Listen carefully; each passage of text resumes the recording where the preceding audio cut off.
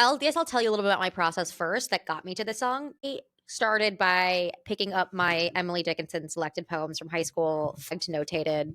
I'm that dork. Was reading her poetry and was thinking like, oh, maybe something will come to me, and it didn't. And then I was like, okay, well, I need to understand Emily Dickinson a bit more. So I started reading about her life and her biography, and the isolation immediately is what struck out at me, that her most of her poetry was written in isolation. She was a bit of a recluse, and I thought Reputation. Immediately I was like, oh, there's got to be something in Reputation. And then I went and listened to Reputation, and I really couldn't find anything except the interwebs talk about New Year's Day because she says Forevermore in New Year's Day. And so they're like, oh, that's an Emily Dickinson reference.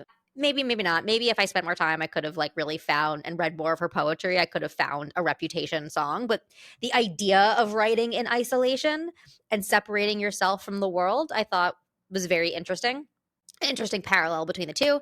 So yeah, I struck out on Reputation. And then the other feelings I got from her poetry and from her biography was obviously of a little bit more of like the romantics, woodsy nature vibes. And of course, that leads to Evermore. The internet loves an Evermore Emily Dickinson comparison. I am quoting from the book Taylor Swift by the Book. She announced Evermore's release on the poet's birthday and described her quill pen genre as sounding, quote, like a letter written by Emily Dickinson's great-grandmother while sewing a lace curtain. Kind of amazing. Right. So I decided to compare the song Evermore, which is track 15 off of the album Evermore, came out in 2020, written by Taylor Swift, William Bowery, and Justin Vernon.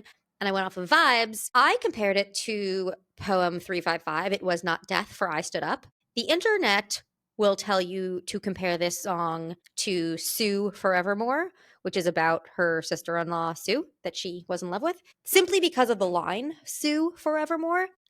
It wasn't enough for me. I wanted to see like a deeper parallel in the themes of the song and the poem.